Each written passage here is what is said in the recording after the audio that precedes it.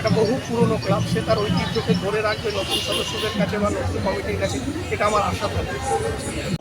হাতটা পিছনে আনো দাদা।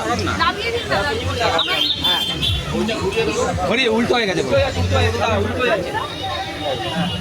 আমরা সবাই কম বেশি জানি যে আমাদের বিধায়ক বই পড়তে ভীষণ ভালোবাসেন, যাকে বই পোকা বলা যেতে পারে। সানগ্লাসটা নামা। চশমাটা সানগ্লাস।